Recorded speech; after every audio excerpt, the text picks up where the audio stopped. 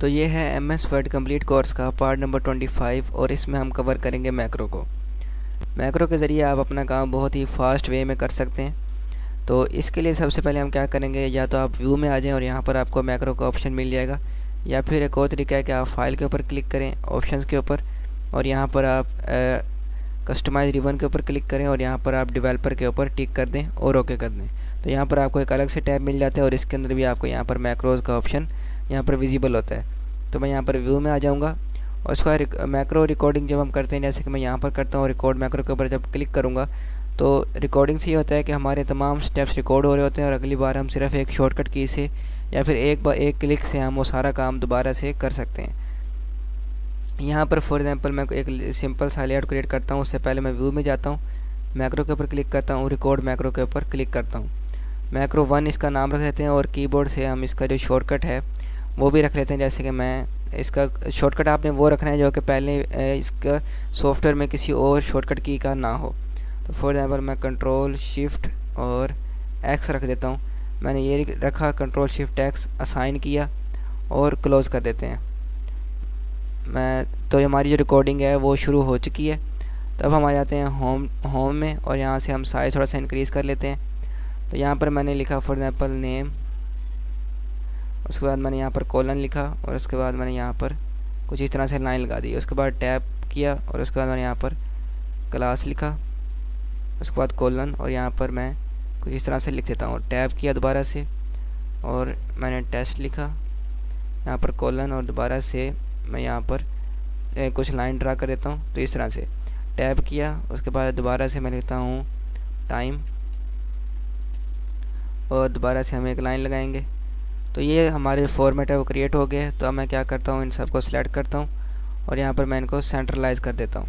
तो हमारे ये फॉर्मेट क्रिएट हो चुका है। तो मैं व्यू में आऊँगा, यहाँ पर क्लिक करूँगा और स्टॉप रिकॉर्डिंग के ऊपर क्लिक कर दूँगा। तब हमारी जो है मैक्रो रिकॉर्ड हो चुकी है। मैं क्या करता हूँ, इसको मैं डिलीट कर देता हूँ। डिलीट करने के बाद मैंने बैक स्पेस कर दिया, सब कुछ मैंने नॉर्मल कर दिया। फॉर एग्जांपल यहाँ पर हम आए और यहाँ पर भी हमने ये भी टेक्स्ट साइज़ भी नॉर्मल कर दिया। अब फॉर एग्जांपल मैं दोबारा से वो काम करना चाहता हूँ जिसके लिए मैंने मैक्रो रिकॉर्ड की थी, तो अब मुझे सारा दोबारा नहीं करना पड़ेगा। अब मैं जब भी कीबोर्ड से कंट्रोल शिफ्ट एक्स प्रेस करूँगा तो सारा काम ऑटोमेटिकली हो जाएगा। देखें, मैं यहाँ पर किया, मैं डॉक्यूमेंट को यहाँ पर एंटर करता हूँ मैं, और यहाँ पर मैं दोबारा से कंट्रोल शिफ्ट एक्स करता हूँ, मैं कंट्रोल शिफ्ट और एक्स करता हूँ। तो आप देखें हमारे पास दोबारा से ये आ गया।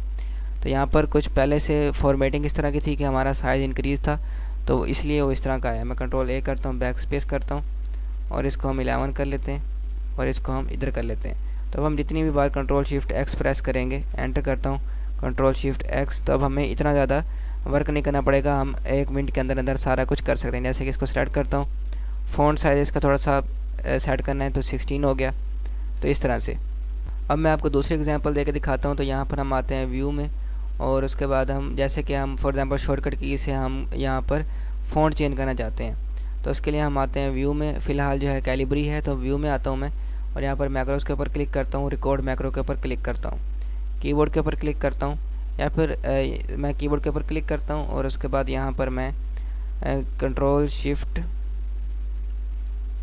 और मैं करता हूँ बी। तो मैंने कंट्रोल शिफ्ट बी किया, या फिर मैं कंट्रोल शिफ्ट सी करता हूँ। मैंने कंट्रोल शिफ्ट सी किया, असाइन किया, क्लोज़ करते हैं। रिकॉर्डिंग शुरू हो गई है। तो मैं होम में आया और मैंने यहाँ पर कैलिब्री बॉडी को सिलेक्ट कर लिया। उसके बाद मैं व्यू में आता हूँ और इसको मैं स्टॉप रिकॉर्डिंग कर देता हूँ।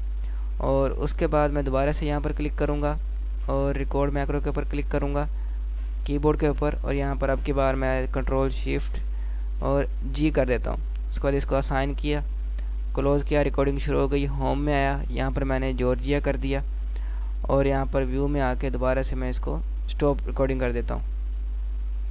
तो अब जब भी मैं कीबोर्ड से कंट्रोल शिफ्ट सी दबाऊँगा तो ये कैलिब्री हो जाएगा। आप ऊपर देखें, यहाँ पर जब मैं कंट्रोल शिफ्ट सी प्रेस करूँगा तो ये कैलिब्री हो जाएगा और कंट्रोल शिफ्ट जी प्रेस करूँगा तो फ़ॉन्ट जॉर्जिया हो जाएगा ऑटोमेटिकली। देखें, control shift C, control shift G. तो इस तरह से आप एक और काम भी कर सकते हैं कि आप व्यू में आएँ, मैक्रोज़ के ऊपर आएँ, व्यू मैक्रोज़ के ऊपर क्लिक करें और यहाँ से आपने जो भी मैक्रो रन करनी है उसको आप रन कर सकते हैं बगैर कीबोर्ड की शॉर्टकट के। फॉर एग्जांपल यहाँ पर मैक्रो नंबर 2 है या फिर 3 है। मैंने यहाँ पर होम में आया, इसको हम मैक्रो 1 के ऊपर क्लिक करके रन करते हैं। तो आप देखें ये रन हो गई है।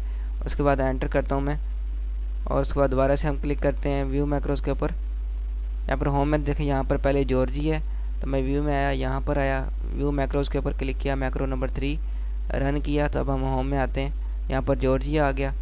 और अगर मैं मैक्रो नंबर 2 को करता हूँ, व्यू मैक्रो में जाके रन, मैंने मैक्रो नंबर 2 को किया तो यहाँ पर कैलिब्री आ गया।